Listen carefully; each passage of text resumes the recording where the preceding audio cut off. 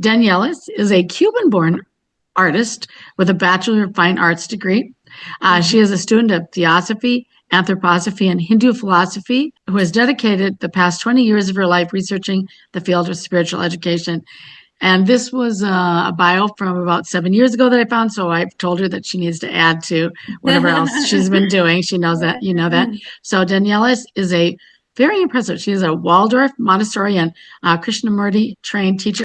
She has lectured on education for the early childhood education master's degree program at the Northwestern Illinois University and served as an assistant librarian for the Theosophical Society and other things in America, and continues as a national lecturer, which is why she's here and doing this for us this evening. So very much welcome to you, and I'm going to hand it off to you. Thank you so much for being here. I'm so excited.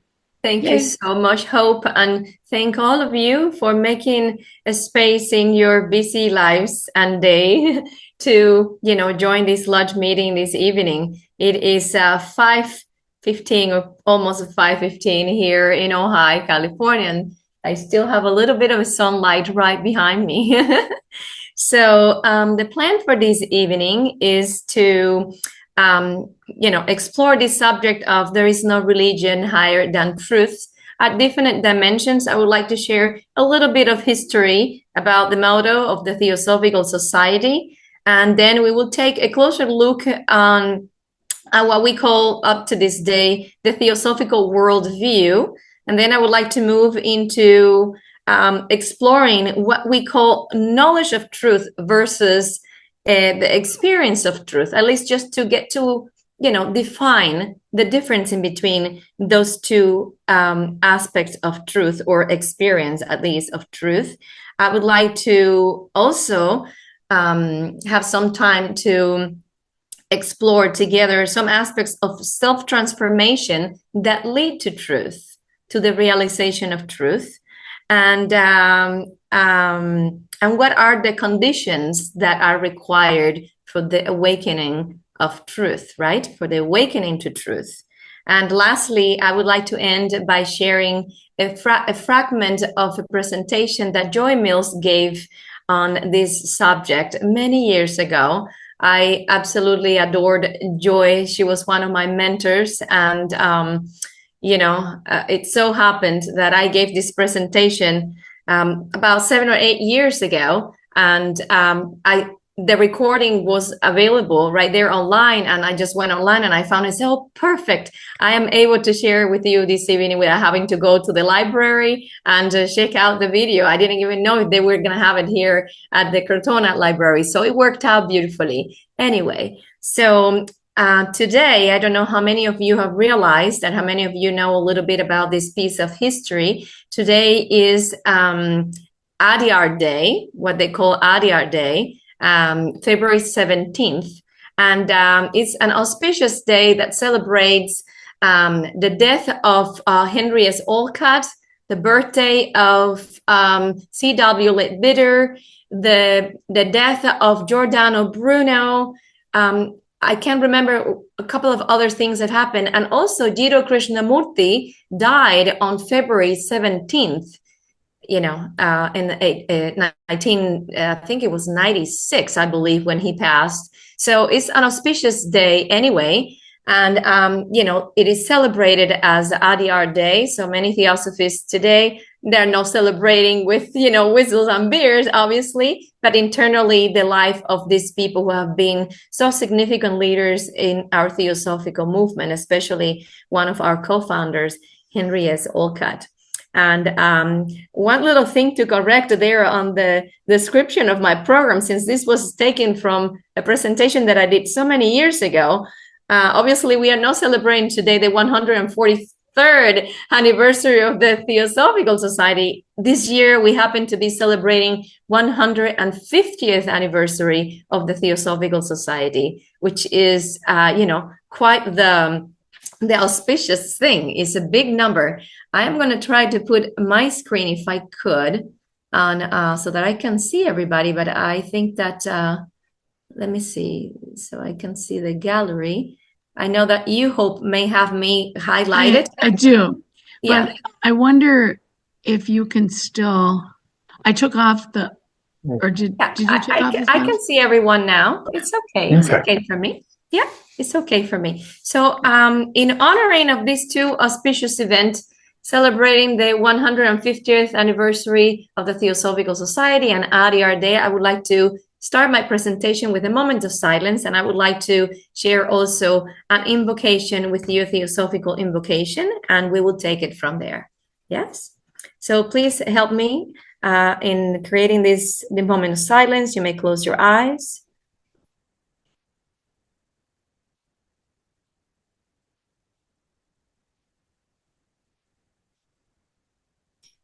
There is a blessedness and a power beyond oneself, which comes to the aid of those who are prepared to receive.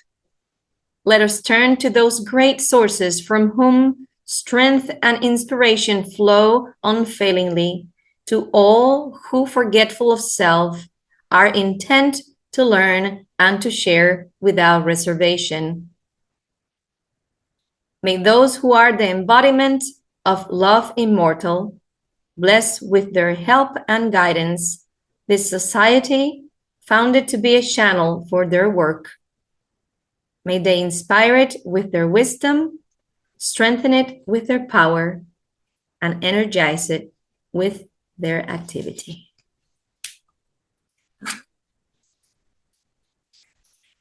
Thank you very much, and welcome all. I'm sure that every now and then maybe another person popping in, but anyway, you go ahead and welcome them anyway. Hope, don't worry about interrupting me. So I would like to know how many of you are familiar with the history behind the motto of the Theosophical Society. There is no religion higher than truth. None of you have any familiarity with it, though. If you aren't, I would take a little bit of a time to read about it, because I think it is significant. It's a beautiful piece of history. And, you know, if people were familiar, I would just skip and go into the heart of the matter anyway. But I thought, just as a, you know, way to enter into the subject, you know, I just wanted to share that after the founding of the Theosophical Society in 1875, the founders went to India, and, you know, they established the headquarters there in Madras, in Adyar right now, where we have it as our currently center in Chennai in South India. And, you know, it's been there ever since. So our founders traveled extensively throughout India during that time. And in December of 1880, a number of years ago, a long time ago, Madame Blavatsky and Olcott traveled to the northern part of India to visit Mrs. and Mr. Sinnett. We all are familiar with Sinnett in Allahabad. They were there at that time, and they toured many places. And Colonel Olcott, in particular, lectured to several groups in the area. And in one of their adventures, they found themselves as guests at the palace of the Maharaj of Benares. And today is the city known as Varanasi, at the banks of the Ganga River. And so this is in the state of Uttar Pradesh, those who have visited India, in the northern part of India, and is regarded as the spiritual capital of India. If you know, if you have heard of it, that is a very auspicious and special place. So Olcott and Blavatsky decided that the family motto of the Maharaj of Benares, Satyanasti Paro Dharmaha, was a most noble one. So back in the days, you know, these royal families had almost like an axiom by which they lead their lives. You know, it was something taken from the scriptures. It was something that their family tradition and religion had revered and had adopted as a truth to live by. And so this motto happened to be the motto of this particular family. And so it was a most noble one. And the founders thought it was very suitable for the Theosophical Society to have it as their motto as well. So the Maharaja agreed to their petition, and sure enough, it has remained the motto of the Theosophical Society ever since. So a little bit of more history, but also of the terminology of what the Sanskrit term means. Satyam na asti paro dharmaha is actually a fragment of a passage from the 12th book, Shanti Parvan, and it is the chapter 160, stanza 24 of the great Hindu epic Mahabharata. We all know about the Mahabharata. It's the greatest epic ever written. It's the largest book probably that anyone could ever read in a lifetime. And so it was written in the 10th, compiled and so on in the 10th century BC approximately. And fragments of this Mahabharata, the 6th book, is what we call today, what we have in scripture as the Bhagavad Gita. So it's a significant scripture, but I find it very interesting that this scripture that deals a lot with war, yet have so many significant moral values. Many Hindu families up to this day don't like to have this book in their home. As a superstition, they think that the book will bring them bad luck. So they don't have the whole Mahabharata. They just have the Bhagavad Gita or other books that have been extracted from the Mahabharata as their own, spiritual text. But I find that to be, in a way, kind of humorous that, they would think that something like that will bring war to their family life or discord or disharmony. But anyway, that is just something for us to kind of chuckle about, but, understanding of their traditions as well, of course. So this particular passage of this great epic represents an extended exploration of the responsibilities set forth by the code of Dharma, the law of our best being. So this particular passage within the Mahabharata is a dialogue between Yudhishthira, which was the eldest and most righteous of all the 5 Pandavas, and Bhishma Pitama, who was the great uncle of the epic, who was a divine incarnation of Dharma himself. And after the war had finished, he was laying in the bed of arrows, just in their grave, basically. He hadn't died yet. The mythology goes that no one could kill Bhishma Pitama, and there was a way to do it. And, I will let you research into it so that you have a little bit of entertainment after the lecture to look into the mythology of the Mahabharata. So he was laying in his bed of arrows, many, many, many arrows, and he had been injured. His body has been injured. So Yudhishthira came to Bhishma Pitama and posed some questions. And this is probably one of the most quoted and one of the most revered parts of this particular scripture. And I'm going to read a little bit from it. So Yudhishthira said, "How, O Bharata, should a person act who desires to adhere to virtue? O bull of Bharata's race, possessed as thou art of learning, tell me this, questioned by me. Truth and falsehood exist, covering all the worlds. Which of these two, O king, should a person adopt that is firm in virtue? What again is truth? What is falsehood? What again is eternal virtue? And on what occasions should a person tell the truth? And on what occasions should the person tell an untruth?" So this was, the big questions posed at that moment before Bhishma died. So Bhishma Pitama answered very shortly, but very truthfully as well. He says, "To tell the truth is consistent with righteousness. There is nothing higher than truth." And this is where the quote is taken from. There is nothing higher than truth. Satyam na asti parodharmaha. So that is the little piece of history. So the motto is an English translation, of course, of this Sanskrit phrase, which might also be translated as "nothing is greater than truth," or "there is no higher virtue than truth." So the first 3 words can be literally translated thus: Satyan, than truth, na asti, it is not, paro, further, greater, and higher, and dharma, however, is difficult to translate because it means so many things for many of us. But its roots, the root meaning of the word is that which is established or firm, hence law. Oftentimes the word has been used as law. So, and from this basic root radiates other meanings such as the essential quality or character of the cosmos, or one's own nature, customs, duty, morality, justice, religion, teachings or doctrines, good work, essential nature, etc. So that word is quite, dharma is quite profound and multiple used in various texts and scriptures.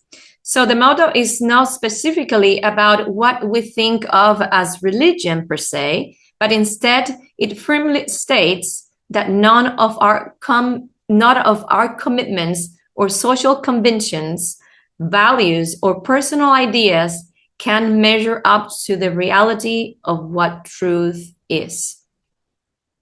So it transcends all our conventions, conceptions, ideations, realizations even.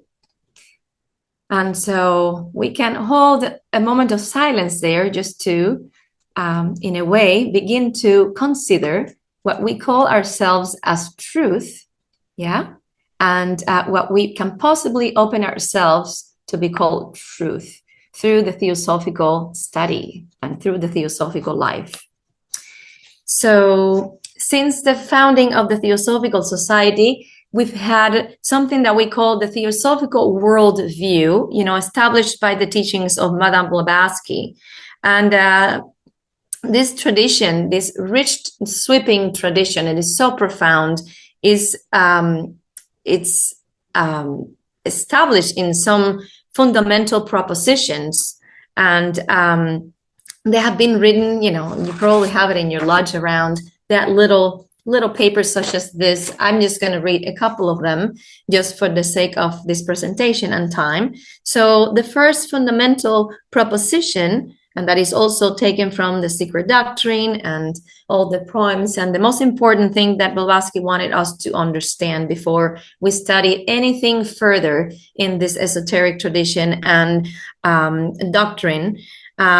She said that the universe and all that exists within it are one interrelated and interdependent whole. That in itself is the most fundamental truth for us to understand.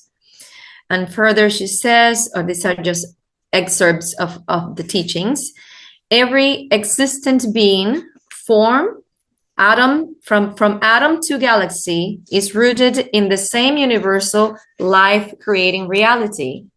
And this reality is all-pervasive, but it can never be summed up in its parts, since it transcends all its expressions. It reveals itself in the purposeful, ordered, and meaningful processes of nature, as well as in the deepest recesses of the mind and spirit.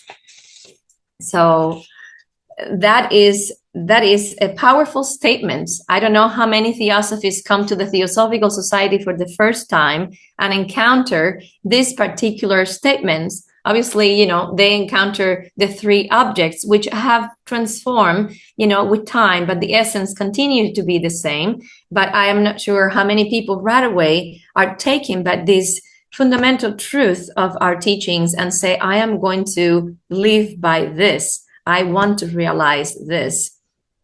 So it's something for each one of us to consider.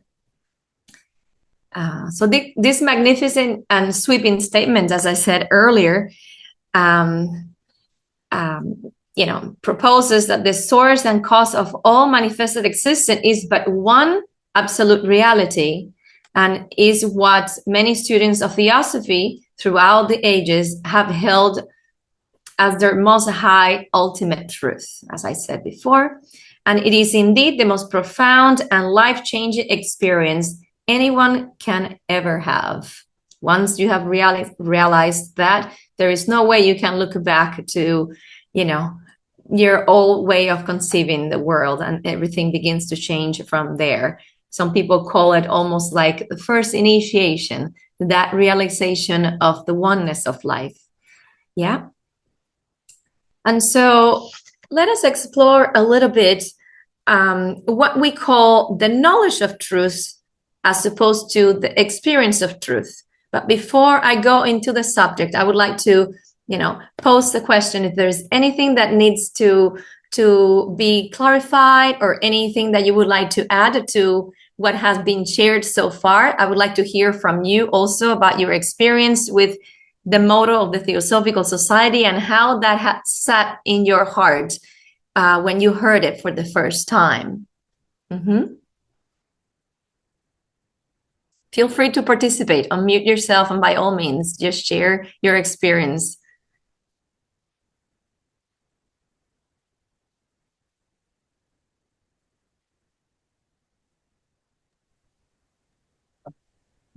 Anybody? I came from a Buddhist background shortly before I joined the Theosophical Society, and it's like right there with the basis of that. There's a lot of commonality there. Yeah, very much like, so. oh, Yeah. Indra's net is what they'd talk about, if you know that term. That every aspect of everything reflects everything else and contains everything else within it. So. Yes, absolutely. And nothing is left out. That's precisely so. And Blavatsky used to say, she says that at the beginning, when we begin to study the secret doctrine, that if we miss this fundamental proposition and, we don't filter anything that has been written and explore beyond that, we have missed the point. We've missed the true essence of our teaching, because everything emanates from that fundamental truth of the oneness of all life. And so even though she wrote volumes and volumes about the whole manifested universe and the unmanifested universe, that is the most important thing. It can be summarized in one sentence. Life is one, and we are a part of that oneness of life. Yeah. Any other comment? Any other question? I was telling Hope that this was a presentation that I gave many years ago, but the subject seems to be so timely. You can talk about this any time, at any moment, that it is so relevant, and especially the days that we are living in right now, that we have so much division and so much uncertainty, about everything in life, really. And you were talking earlier about astrological changes and the shifts that are happening energetically and where we are heading. And I keep saying to myself, we have to be strong and have strong conviction in these teachings, so that they can help us overcome and make us resilient to go through all these many changes. And we will get to the other side with a better realization of it, because evolution is leading us to a deeper and deeper realization of this and living by these principles. And so we shouldn't be afraid of the changes that are happening, because they are all leading to a deeper realization of this. So that should give us an appeasing feeling in our hearts, should allow us and encourage us to connect with those who live by these truths, and practice it in our own lives, in our own nucleus, with our own family, everywhere we go, whether it is in quiet, whether it is through our actions. It is something that we are called to do silently or not, in the best effort that we can do to convey this beautiful message to the world, as Theosophists, as one of our responsibilities, right? So anyway, let's explore a little bit further what we call knowledge of truth versus the experience of truth. And there is a huge difference indeed in between knowing something intellectually and knowing it as a lived experience that we've had, like we call it first-hand experience. There is a big gap in between. So there are a few things that we can ask ourselves. For example, how do I know that the experience, which to me seems to be very meaningful, very truthful, that I can say, oh my goodness, this is as real as it can be, was indeed a genuine encounter with truth? How do we know that? Also, what action, what movement within me is necessary to translate the energy of truth into this life I am living today, into this present incarnation? Some people say, oh, I am going to start doing the work right now, and next incarnation, I will come more equipped and more prepared to understand these teachings. I'm going to pave the path, and I am going to plant the seeds. And then the next incarnation, let us have hope that I can come to a greater understanding. But how can we do that here now? Yeah? How can we do that here now? So truth or insight. Insight implies a whole transformation of our daily life, out of something that we have understood, something that we have completely embraced and almost like incarnated in our body, that has brought a profound and radical transformation in our life. We have an insight that you cannot unknow it. So insight also implies the way we live as a whole based on a particular realized truth. Yeah. In the earliest part of the video that we are going to be watching by Joy Mills, she suggests that any experience which broadens as opposed to narrows, which expands rather than contracts our sensitivity to life and our concern for the welfare of others and of all that lives, must be one that at least approximates to truth. So by that, we can gaze, our experiences, and we can weight our experiences. And she further says, when the mind and the heart are one and completely open to what is, then truth speaks to us. For we have come into the perfect accord with the true nature of things. Isn't that beautiful? I'm going to read that again. When the mind and the heart are one and completely open to what is, then truth speaks to us. For we have come into a perfect accord with the true nature of things. And she goes on to describe further what she means by that. Mm-hmm. So let us explore further, briefly, some of the core universal values found in these perennial teachings. I'm not sure how many of you are familiar with the teachings of Vic Hao Xin, former president of the Philippine section of the Theosophical Society.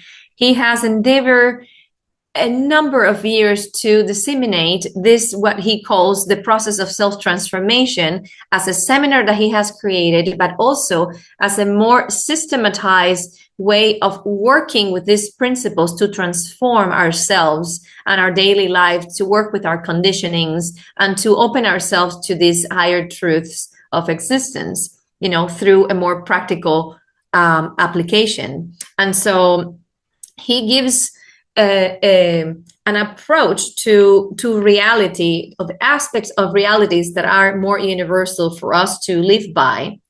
So he tells us that the process of self-transformation itself consists of 4 aspects. The first one had to do with the review of our map of reality, or our truth.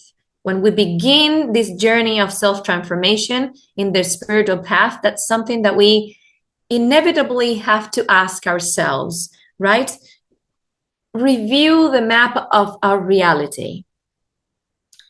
And the next thing has to do with clarifying our values through working with our conditionings, because there are many things that we consider as true, as moral, virtues of either our culture or our own personalities, that perhaps are not as universal, perhaps are culturally appropriate, but they may not be, accepted in universal terms or in universal approaches. And so not that there is anything wrong with that, but we have to consider this in order for us to say or to see that we are living up to something that is a little bit more universal, what we call truth, what we call realities in our life.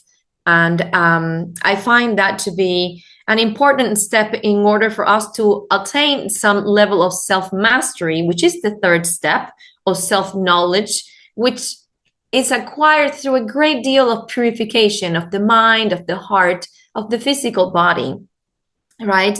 Until we get to a level of transcendence, of self-realization, or the realization of truth, which is the fourth aspect of this self-transformation. Yeah, that's ultimately what we want to arrive. So the aspect of clarification of value is worth going back to, because Shin reminds us that there are three things that we can look at as clarification of values. We have the universal core values, which are unchanging. Yes, then we have the social and cultural values, which change from time to time. And we can all relate to that, right? From the cultural and social point of view, we've seen those early in our group. You can look back and you can totally relate to the many changes that we have had in society, things that we accept now as normal codes of conduct, perhaps, or as a more acceptable and more inclusive approaches to coexistence back in maybe at the beginning of the turning of the century may have not been codes that were ethical or accepted, or perhaps even discriminated. And so the third aspect have to do with our personal values, which are in constant flux. And this has to do with our conditionings at all levels of our being. This begins from the moment we are born. This begins from samskaras that we bring from previous lifetimes. But I always like to focus ourselves in this particular lifetime. If you think about it, me as an educator, I've spent a great deal of time researching this age, 0 to 7, in the life of a child, and how much conditioning happens in that period of time that really imprints the rest of our incarnation. You can talk about life traumas that have started then in our infancy that some of us have not been able to either identify, work with, and overcome. So these are things that we can also sift through or look through that lens of what we call our personal values in the light of clarifying our values as a whole in order to come to a better understanding or realization of these aspects of more universal approach to truth. So truth as we ordinarily experience it is a very dynamic and is an ever-changing process of knowing, if I may put it that way. Yes, what we call knowledge is also something, especially those who study theosophy, that like to study comparative religion, also who like to engage in contemporary research, especially in the field of science, you realize that things are continuously being revealed to us. Some things are discarded, some things are reconsidered, some things are reevaluated, some things don't serve us anymore. But there is a core a principle of ideas that, especially in the science field, have been kept as a foundational for more research, right? And I find it interesting that somehow it aligns to the purpose of this oneness of life. Somehow that has been understood, and more contemporary science, especially in the field of biology and botany and even physics, has become more aware of this as a fundamental fundamental, even like law of existence, right? And obviously they look at it from different points of view. But back to my point is that we should hold what we call truths lightly. We should hold what we call even theosophical truths that you and I are talking about at this moment with so much enthusiasm, that seems so true and so familiar to many of us, so rich, so vast, and so profound. And you can call it absolute truth, is nothing but a shadow, a small fragment of the eternal wisdom of life. So hence that should open the door for us as inquirers, as investigators of that truth, for more possibilities and depths of experience of this fundamental idea. We shouldn't be satisfied with that firsthand experience, because that is the meaning of life, that we get to experience it at a deeper and a deeper and a deeper level. And we can always compare it with what we had before. It's almost like the old saying that we never go down to the same river. You know, life manifests anew every day. And by that, we just have to readjust and reevaluate our conception of truth and what we call reality sometimes for ourselves. So I'm going to pause right here, and I would like to ask if there is any comments, if there is any insights that from your end you would like to share, or if there is any questions before I move to the conditions that are required for the awakening of truth. Anyone would like to contribute?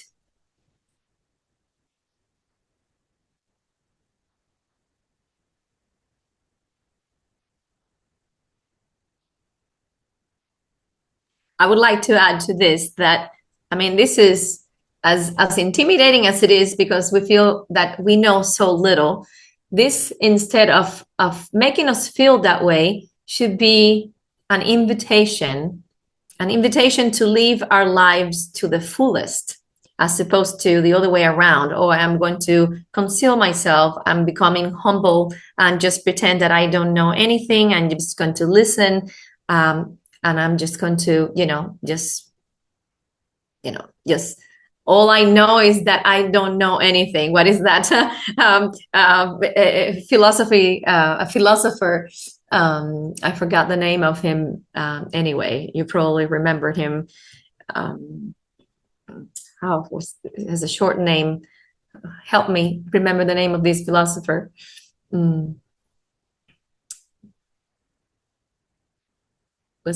It was not Kant, that the one that said Descartes, it must have been. Yes, that must be Descartes. Yes. All right, exactly. So is there any thoughts? I do think encourage inquiry methods is learning, of course. Absolutely. Through inquiry. Yes, it's part of what we'll be talking about soon. Yes, through inquiry. And that's truly what the essence of the theosophical life invites us to do, to inquire. Many of us, if you are members of the of the esoteric school, we practice what we call meditative inquiry in anything that we study. We take it slowly. We meditate it. We try to assimilate it. We try to intuit into any little sentence that we come across in our study that rings truth or wisdom to our ears. And the inquiry in between us as well, what you do in lodges settings, in study groups and so forth, are also spaces to stimulate our intellect and our intuition as well. The collaborative effort of understanding is so important. Studying together and studying along is also very important.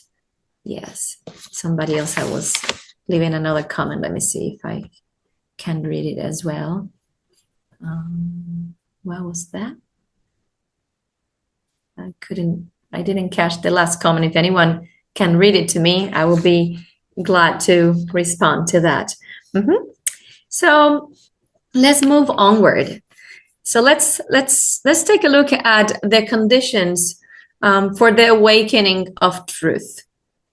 The first condition is, and this should be not even a condition, this should be something I wish every human being born upon this planet kind of activates upon landing on Earth, and that is cultivation or the sensitivity and the reverence for the whole of life.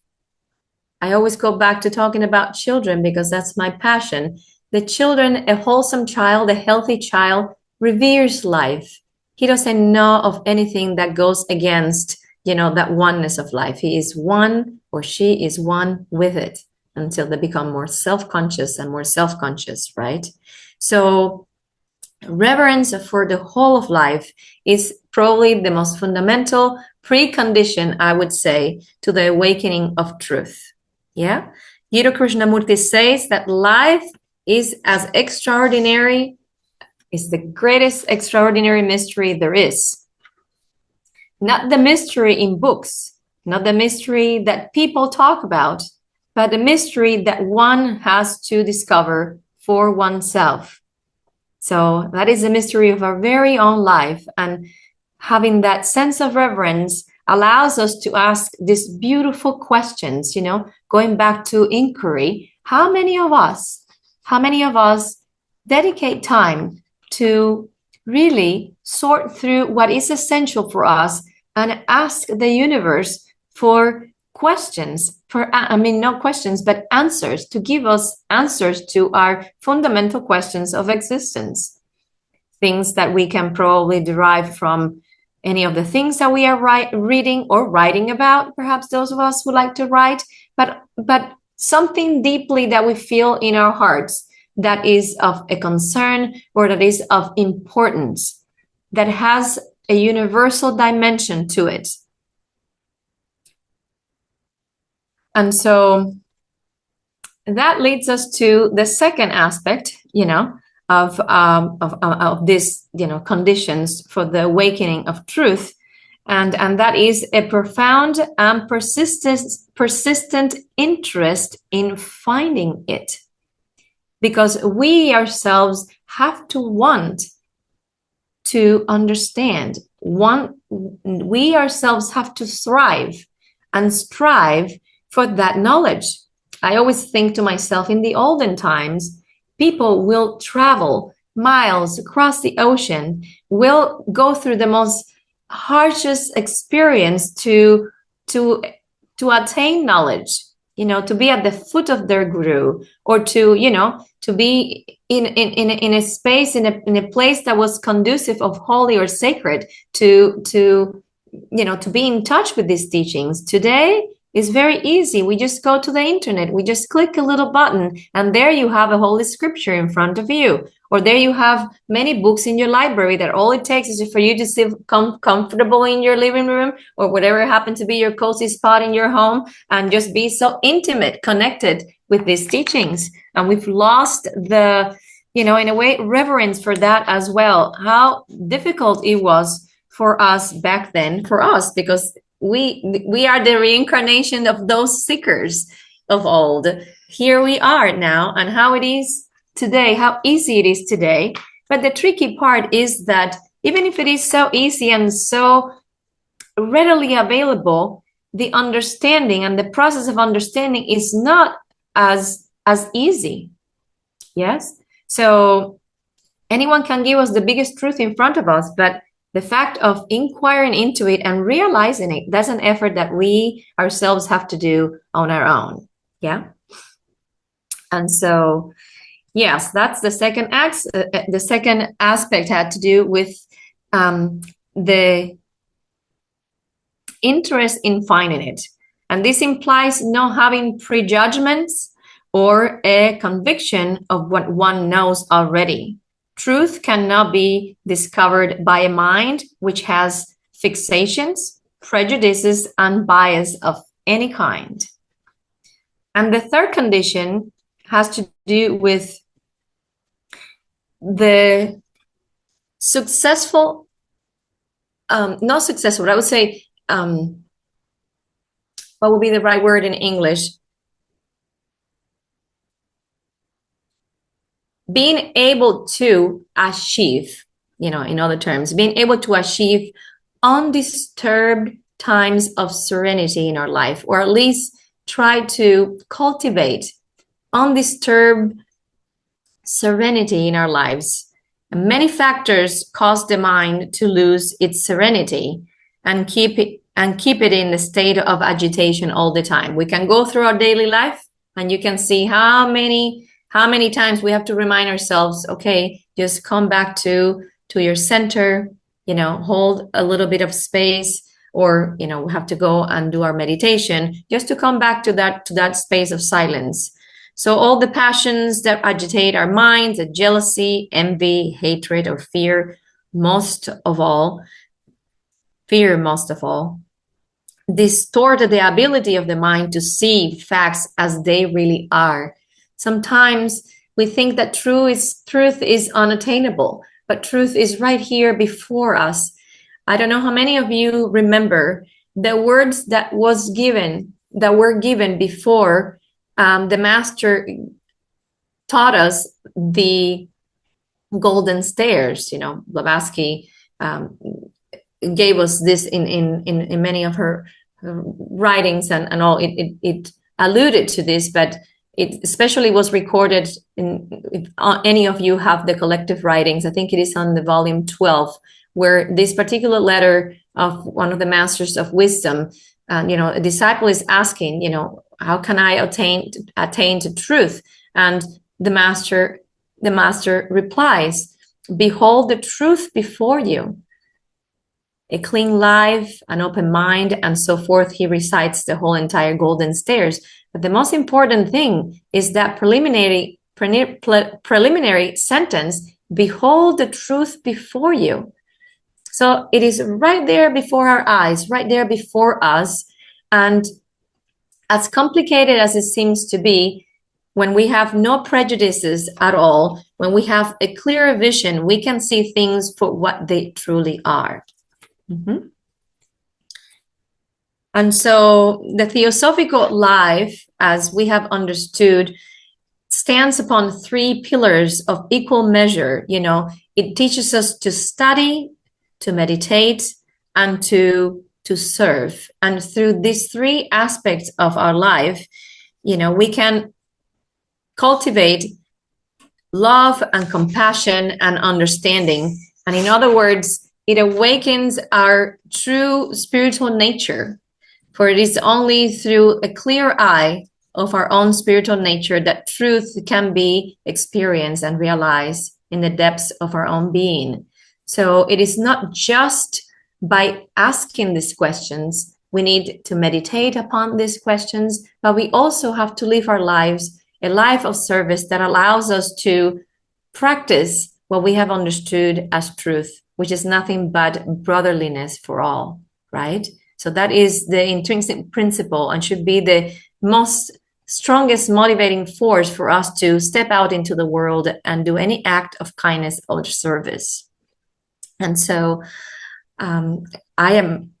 it's already 8:00 for you, dear friends. I don't want to pass too much of my time, but I think it is worth emphasizing, that this is something that is not far away from us. This is not something that we have to go to India. It's not something that we have to go through a very long pilgrimage of life to realize. We can sit with ourselves here now and contemplate on this possibility of realizing this most important thing in life here now, today. Yes, this is not something that is rocket science. It's something that we understand perhaps intellectually at first, but we make that as the goal of our understanding. And more and more and more, this will become a realization in our daily living. So the discovery of truth, as I have been mentioning, according to the theosophical teachings, takes place in the midst of that vital and dynamic process of our own lives. We are encouraged to purify our minds and hearts and to develop the will to dare to inquire, to think deeply, independently, to be independent thinkers. And this is what Blavatsky defined us as theosophists, that we were an independent thinker trying to find answers and to solve the problems of the world. Yeah. And so that should be also something that characterizes us, you know, a person who likes to see clearly, who likes to think clearly, freely, without prejudices. For truth is not away from life. It reveals itself in every moment of our daily living. From day to day, from moment to moment, it's right there before us. Behold the truth before us. It's right there. It's right there. So I am going to pause here now. And again, I'm going to open it to some perhaps questions before we take a little break, and then we can watch Joy Mill's video, and then we can have more questions and answers. Then I'm sure that you will all enjoy her perspective as well. And it is always great to hear her deep voice and, have her presence, even though she's passed, no longer with us in the physical plane. But her influence and her inspiration continues to really touch our lives. How many of you met Joy Mills in person? You, Vaughn, you did? Yes? I'm sure. Yeah. Okay. And you, Hope, did you ever get to meet Joy? No, it's before my time. Really? Oh my goodness. Yeah. She was extraordinary, truly extraordinary student and friend alike, both. Anyway, so any comments, friends? Anything that you would like to share?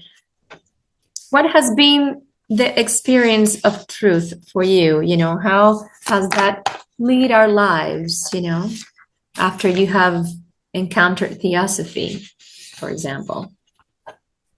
Well, I don't know about how much truth I have found, but I think you've done a wonderful job in describing it.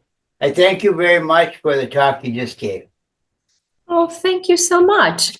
This was actually a nice way to put it together, looking at your faces and seeing what is really necessary for us to understand here now. I think that reading volumes of books doesn't necessarily awaken us to this. Yeah.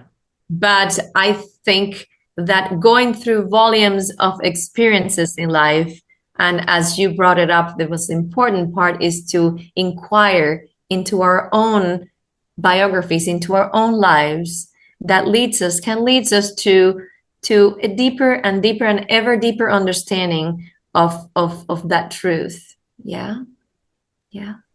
I want to make the comment that Renee is the person who suggested this topic for tonight. He asked us in a meeting about the sort of the theosophical, like, what is the theosophical truth? What does that motto really mean? Even though we banter it around, what's the deeper meaning there? So thank you, Renee. Thank you, Renee. Yes. And yet, in every theosophical pamphlet and journal or anything that is written, you always hear this, that we do have a freedom of thought. Yes. That in contrast with, I won't say contrast, but I would say as a complement to this unchanging reality. I'm exchanging the terms truth and reality, but I would stick to this truth for now, so it's not that confusing. To this changeless truth of the oneness of all life, yet we have the freedom. We have the freedom to interpret it, to consider it, to even say, it may not even be possible. It might even be true. And no one is going to judge us for that. On the contrary, it is our responsibility, as students of spiritual science to really inquire, to really question these things with seriousness, with earnestness, and with curiosity, most of all. The other day, I had a friend of mine. She's an amazing human being. I met her here in Ohio, and she keeps telling me, I've gone there to Crotona, and I continue to be very curious about theosophy. And I said, Jerry, I have been around for a little bit, and I continue to be curious about theosophy myself. And it is a great feeling to be curious. To be curious. That is a beautiful word, to be curious about theosophy. Yeah? Yeah. So before I turn to the video, maybe we can take a little break by being in silence, and also actually take the actual little break. But I would like to transition into Joy's presentation, since it is so beautiful and so evoking. I would like us to withdraw into that center of peace within our hearts and ask ourselves, we can close our eyes, and I would like to ask all of us, how often do we have those moments of serenity? How often do we have those moments of stillness? Where and when these moments happen? And how long do they last for ourselves? I don't want any answers. I would like us to go within and ponder about this.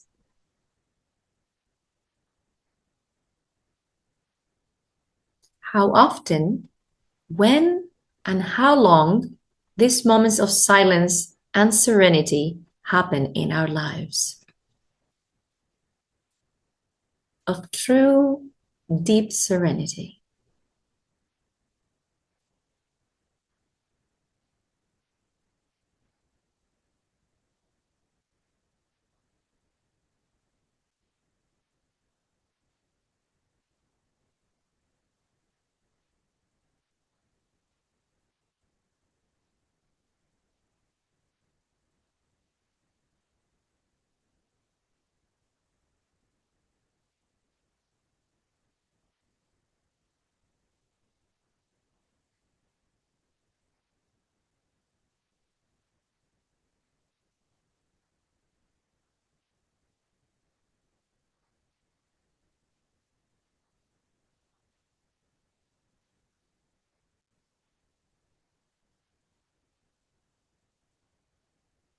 And what happens to us when these moments are interrupted?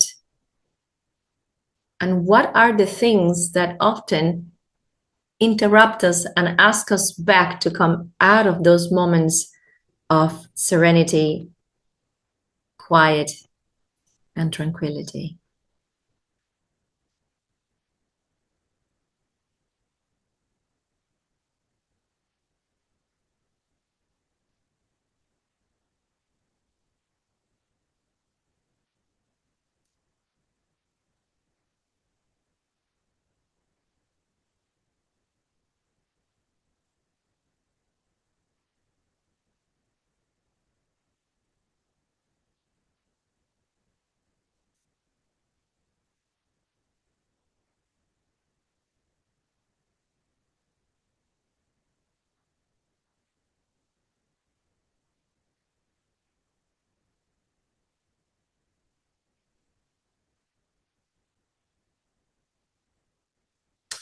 All right, we can come back to our virtual space, and feel free to share if you would like to share any of your insights, but you don't have to necessarily. This is just for our own consideration, for our own contemplation, and even to encourage us to have more of those moments of serenity that nourish our hearts, right? We need more of that. We need a little bit more time in aloneness, if you will. Aloneness, not loneliness. the aloneness of the soul that can be even in the midst of a group of people. It could be in the midst of, a day of work, going within ourselves into that space doesn't take long, doesn't take much. Sometimes it requires a quality of space, so to speak, at home that we can create so that it is easy to put ourselves in those spaces. But it could be outside when we go on a nature walk, for example. It could be a moment that we have with our beloved, with our spouses. It could be holding hands in quiet. It could be so many things. For us, it means totally different. But I think that we need to allow ourselves for more and more and more of these moments, more than studying, more than reading, more than serving, more than anything else in the world. It is almost like a calling of the soul for these times to provide for ourselves this incredible, incredible time in solitude with our higher self, if you will, in order for us to listen, in order for us to refine our capacity to perceive that truth. Yeah.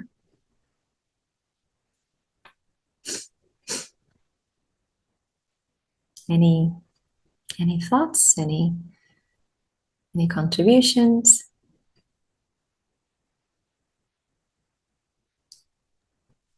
I think if I know that it's part of balance and feeling more connected to myself and to the universe to do it.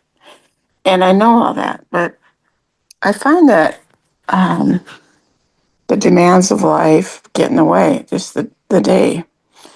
And if I make it a priority to begin the day, at least with that, I do better at it. Beautiful. Just making it part of the routine, rather than thinking how am I going to do this? It's on my to-do list every day to meditate or to pray.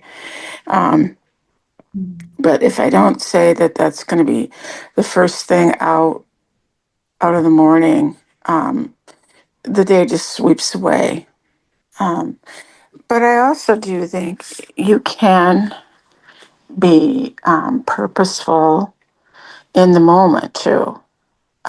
Slow it down and take things in. I too work with children, and I find that if I'm present with them, I feel, they're getting more out of the experience, and so am I. Um, but there's a lot at us right now,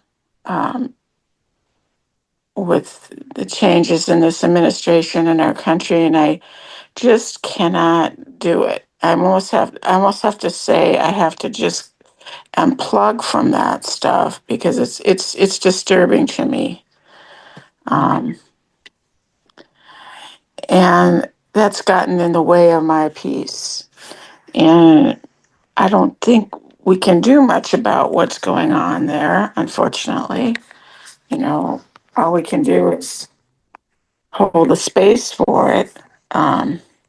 So that's frustrating, but I think that then I become depleted when I spend too much energy thinking about it or talking about it. And just as I have to be purposeful in my meditation, I have to be purposeful in saying I'm not going to get sucked into this vortex of negativity, and fear.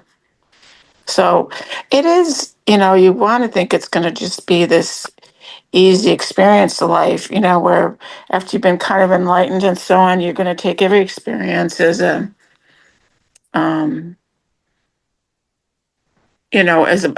opportunity to be in peace or be in acceptance. but it just it still raises its ugly head. You know, takes a lot of work to just to be at peace, and that seems silly sometimes too. Yes, the spiritual life takes a lot of energy. I Mhm. agree with you 100%, and hence the the warning that we shouldn't spend our vital energy in negative things, because we can use that exact same amount of energy in beholding the things that are more everlasting. For example, instead of thinking of the things that are separating, of giving us suffering, and all the governmental things that are beyond our control. The moment this thought comes, which is inevitable, we are all sharing the same pain, Paula, right? Thank you for bringing that up, because we are all sharing the same pain. We have the choice to switch that thought with something of the eternal. We can switch that thought. We can even say, that invocation that many theosophists say. I usually recite it in summer conventions in Sanskrit, from the unreal, lead me to the real, from darkness to light, from death to immortality. That is a great way for us in a second to really change that vibration and reorient ourselves.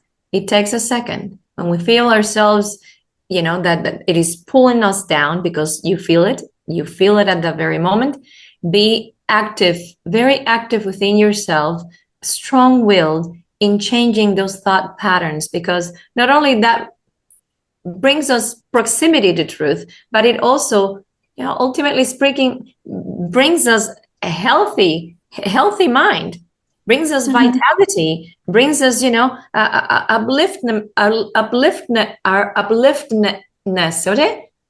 upliftment of energy. And that's what we want to be in the light as much as we can. We are living challenging times, but we are so privileged to be in touch with these teachings and with the freedom that we have within ourselves to choose. Right. And that is the greatest, peaceful weapon, if you can call it that way, to really defeat any of this negativity coming our way. And so it is really up to us. Where do we want to fix our gaze? Where do we want to fix our, aspirations, or our even our vision? We just, it's really an individual journey. I can only share my experience and suggest, right? And you say, well, at the end of the day, many of our practices are encouraging us. Spiritual practices, not just theosophical practice, the Hindu tradition, the yogic tradition, the Buddhist tradition. At the end of the day, reflect upon our day, do a review of the day, and extract what has been of value. See what has worked for us. See where we need to improve, almost like examine our lives from the eye of the spirit. And that helps us also to discern truth, right, in our daily living. That little review of the day, and it doesn't have to take long. It's almost like reset ourselves in the morning with our meditations and prayer, and at the end of the day we have that moment of quiet. And it can be in bed, it could be in bed with your spouse. You can be quietly doing that. It takes a few minutes. Sometimes people fall asleep doing this, and that's okay, but it is necessary to begin and to end the day in this inner attitude, with this inner attitude. Is very important, very, very, very important, especially going through the times, changing, incredible, historical changing times we are going through right now. Yeah. Yes. Thank you so much, Paula, for sharing your experience. Thank you. Yeah. Anybody else? Oh my goodness, the time is running so very fast. We started a little bit late too, but that's okay. I've been very aware of, because you have 2 hours ahead of me, 2 or 3 hours, right? What time is it for you right now? 8:21? Yep. Yeah. Wow. All right. I was going to say, oh yeah. Sometimes the I forgot what word you used, the tranquility, the peace time. Serenity, yeah? Serenity, there you go. And then getting kind of possessive of it. And then when there's the disturbance, you get all, "Ugh, you disturbed my precious serenity," instead of being looser about it. And then it's easier to go with the flow of stuff. And also compartmentalizing, like, okay, this is my serenity time. Okay, done with that. Now it's my day, and trying to keep the spirit of the serenity as your base and kind of riding that throughout the day. It's easy to forget that, but that's, I think, a good thing. Yeah.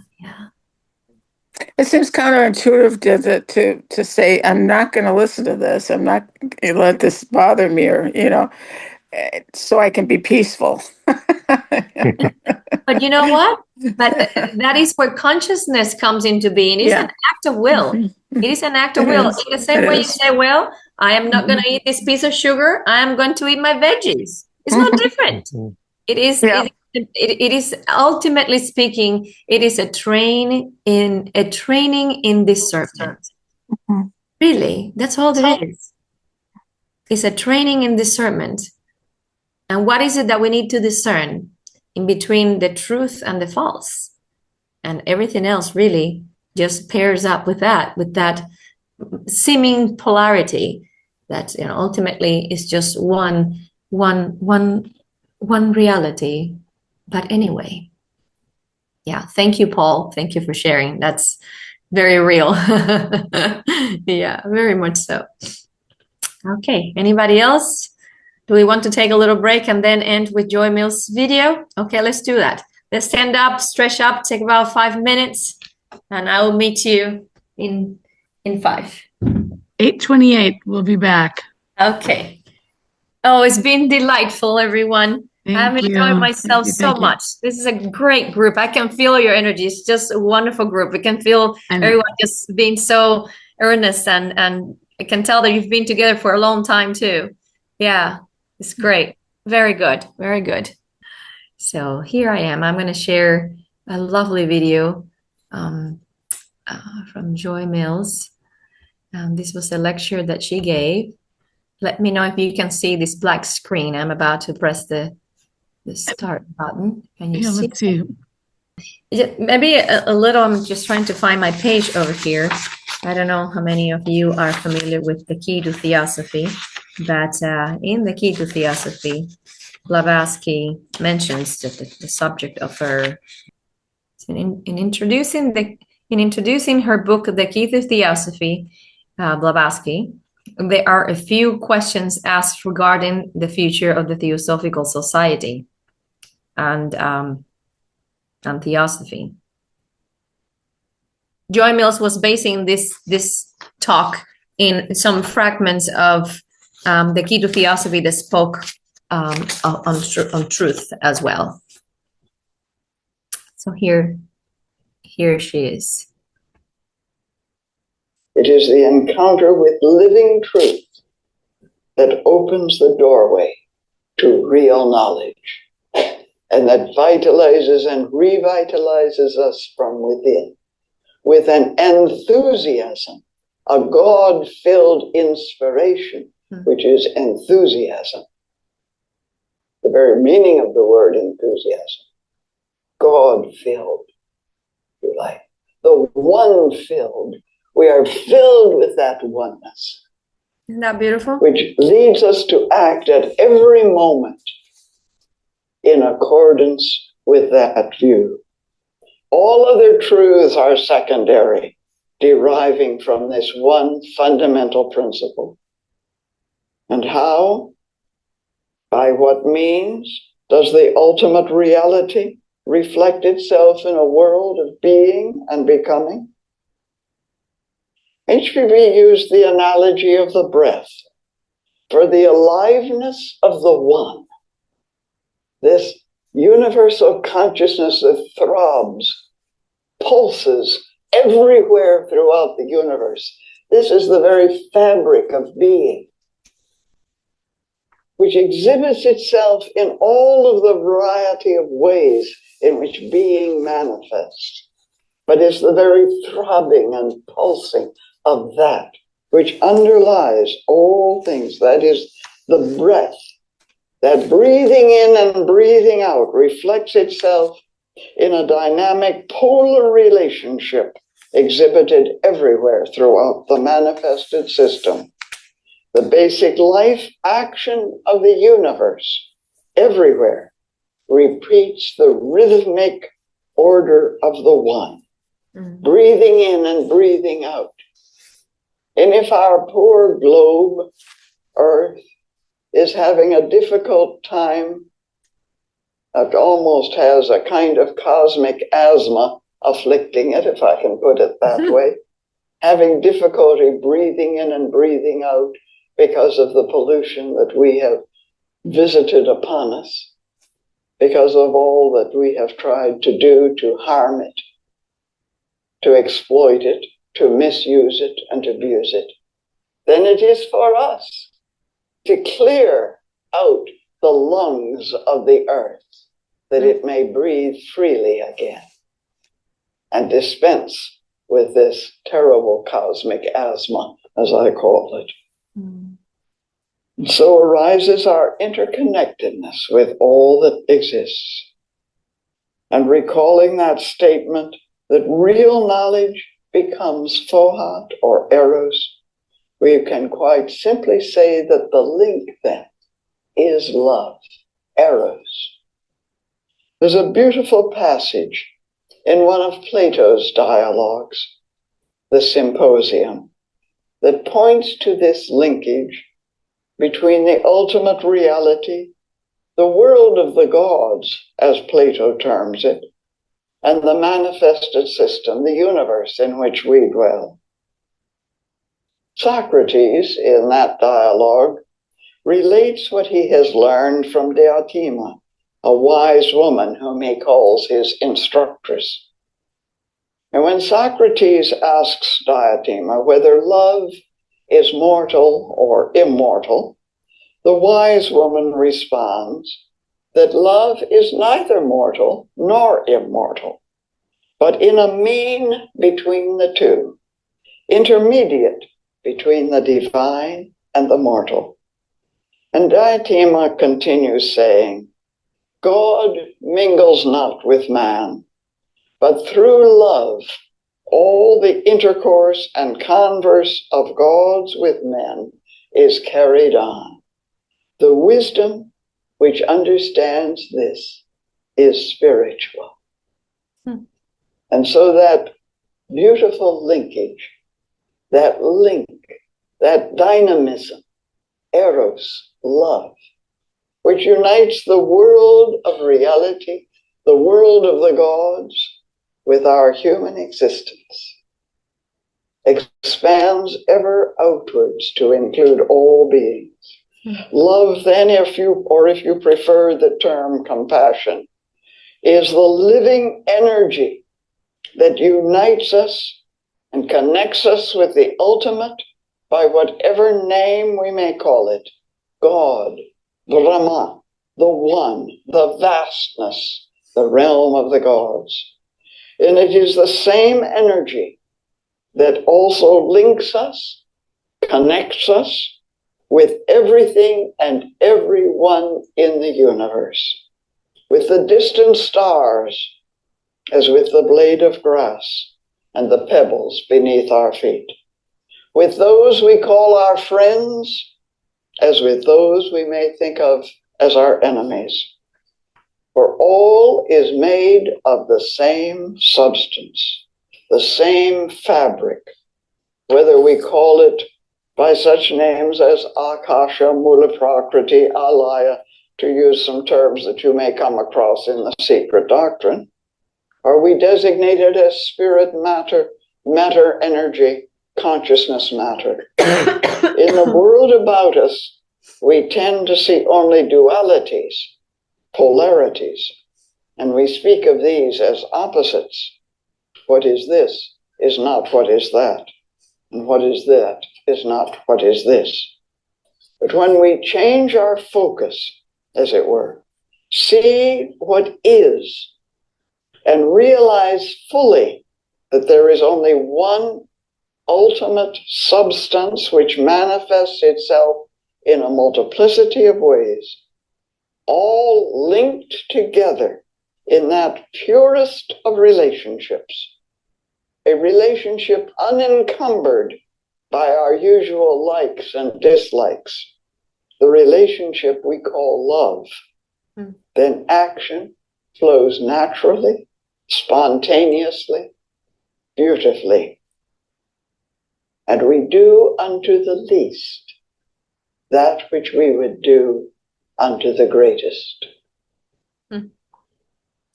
When that great truth is seen in all its magnificent splendor, then we know that the lawful action, which we call karma, which is really harmony, is truly love.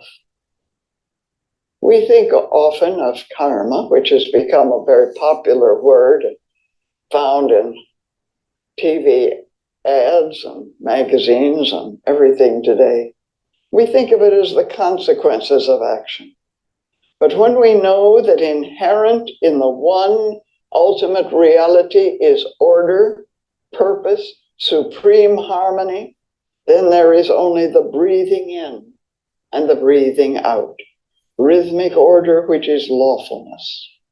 And that is karma as creativity, karma as love, the pulsation of the one, ever acting in a loving manner. Every act, whether of thought or feeling or physical expression, becomes one of love, having within it the creative potential to bring into being that which is new, fresh, vital, beautiful, an expression of truth, the living truth. Consciousness then is right and truth bearing. And so we walk through the world, not on some path that others tell us about, not following others, whether those others be Mahatmas or saints or sages or our dearest friends, but on that path which is uniquely our own, the path which we have become. For as the voice of the silence, that magnificent final gift of HPB to the world, so rightly declares, thou canst not travel on the path until thou hast become that path itself. So I propose to you that every genuine experience awakens us in some measure, awakens us to what is, to the reality of what really is. And if the experience is truly meaningful, with its own significance to which we give our attention, then it also vitalizes us, gives us renewed energy, strength to do what we are intended to do in the world, to walk the world as human beings.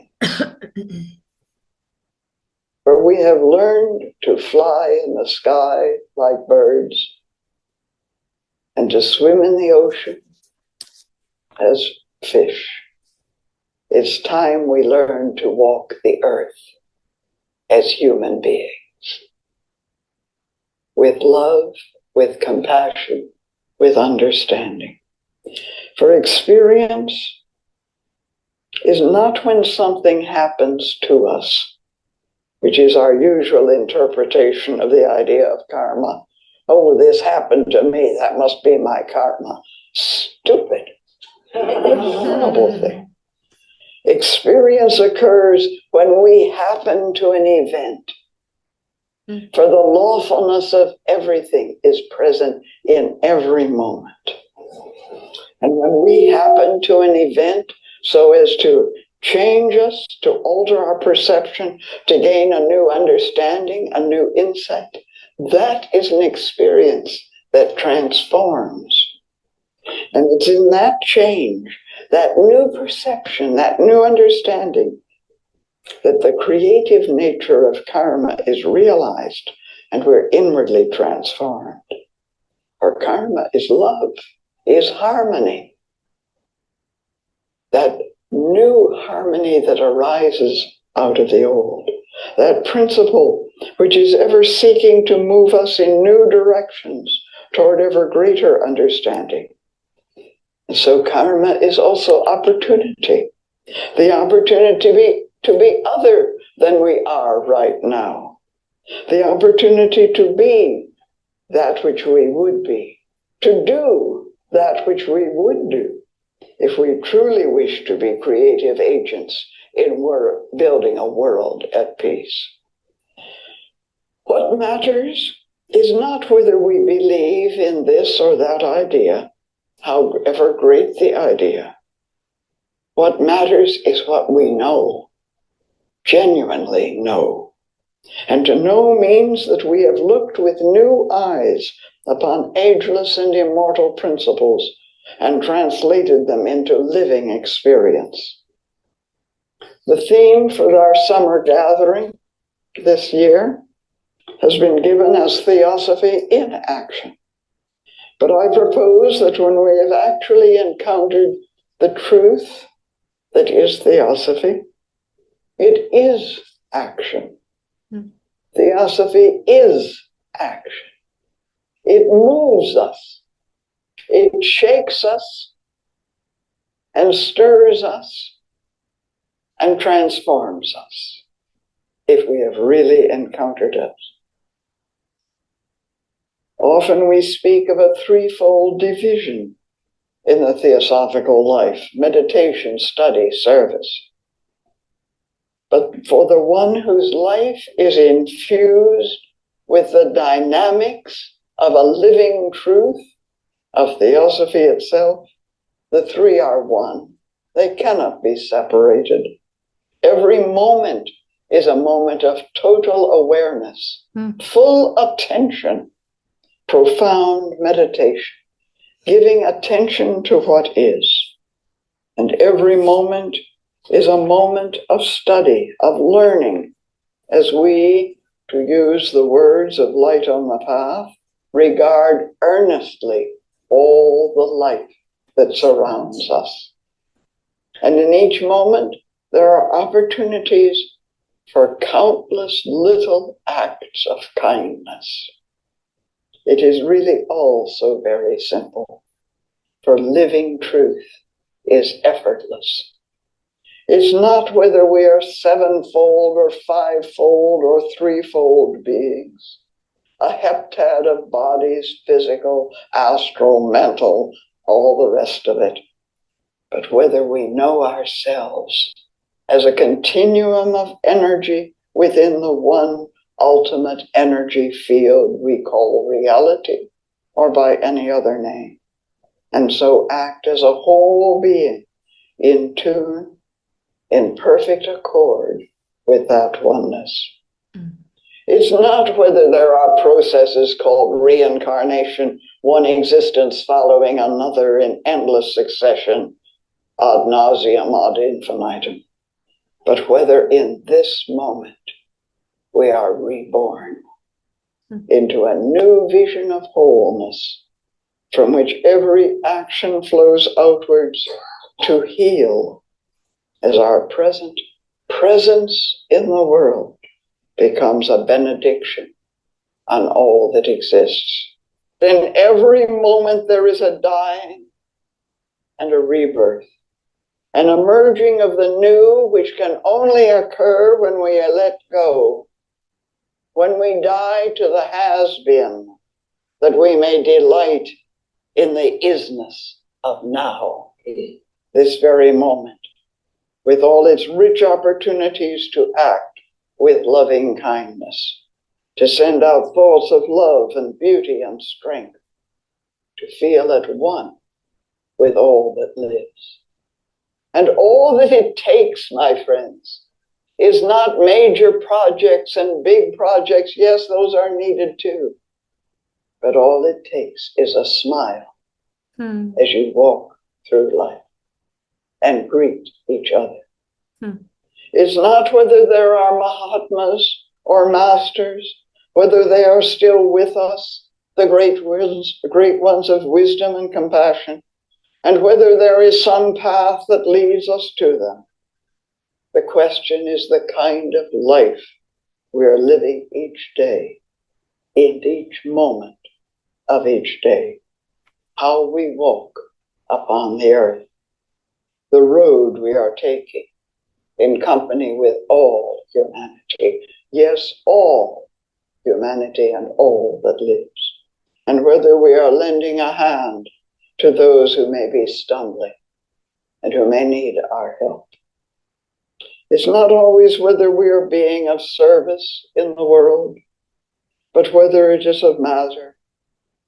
It's a matter of whether we are serving by being present, being here and now in the world. Action is not always a physical busyness, being busy doing many things. Action may also be silent, for what we are, as Emerson once wrote, speaks louder than any words we may speak. Recently, I was reading once again the words spoken by Annie Besant at the last convention over which she presided. It was at our world headquarters, of course, Adyar, in December of 1931. She was already frail, but managed to speak in what was reported to have been a remarkably powerful and vibrant voice. And here was this magnificent woman whose presidency of the Theosophical Society encompassed a period of tremendous growth and expansion, whose books are still an inspiration to so many who are seeking to know the meaning and purpose of existence. Here was one who could speak knowingly on the most profound aspects of the philosophy, the metaphysics of theosophy, who was familiar with what we may call all the technicalities of the theosophical worldview, one who learned Sanskrit that she might translate so beautifully that splendid text, the Bhagavad Gita. And this is what she said in her last address to the International Convention of the Theosophical Society. Friends, she said, the point I want to impress upon all of you today is that only as you live theosophy can you spread theosophy. It is not our words, it is our life that affects people. And I want each one of us and all of whom you have influence with to remember that one who lives a theosophical life is the best propagandist of theosophical ideas. It is not our words, but our lives. Our lives, if they are unselfish, pure, loving, and helpful. It is no good to talk theosophy unless we live what we talk. Most of you are afraid to trust yourselves, she said, but that is a great mistake. The deeper you go into yourself, the more real you can be trusted. The weakest among you physically may be very, very strong on higher planes. Learn to trust the divine in you. It matters very little what you believe. It matters enormously what you are. And so, dear friends, the noblest life is that life in which the living truth has taken root in our experience. The life of ever renewed vitality and strength, the energy of love. There are those who say, and I've heard them, and people have said it to me, that theosophy is complicated, too difficult to understand, that it deals only with abstractions which have no relation to the problems of daily living. But I suggest to you that in its essence, in its ultimate truthfulness, it is very simple. To experience the ultimate oneness, and so to live that primal truth in every moment of every day. For then we would know what it would be like, to answer Richard Bach's question, to live in a world where we choose our highest right and not our darkest wrong. And we would have rebuilt our universe out of the vision which the encounter with truth has given to us. Yes, the Theosophical Society will endure, so long as there are those in it who in themselves exhibit the vitality of living truth. It will continue to be a beacon light for those who seek in earnestness a channel of light and beauty and love, radiating ever outwards to encompass without boundaries all humanity in a living, vibrant brotherhood of humanity.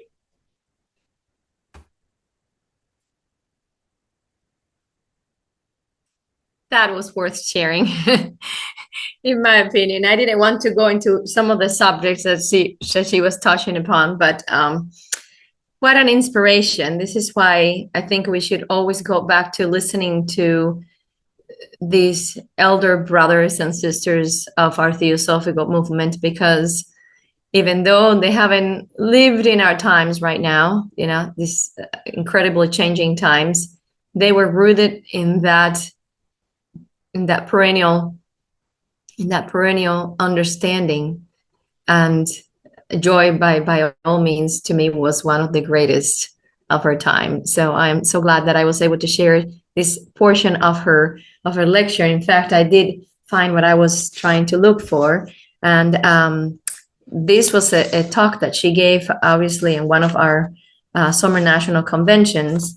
And she titled the lecture, "The Vitality of Living Truth." And this was a quote that was taken from an excerpt from The Key to Theosophy. So in case that you would like to listen to the whole lecture, it is at our Olca library. You can lend it from there or stream it from the library itself into your computer, or hear from the Crotona Institute of Theosophy if anyone comes by and wants to check it out. I'm not quite sure whether they have it here, but I know for sure that they have it at Olcott.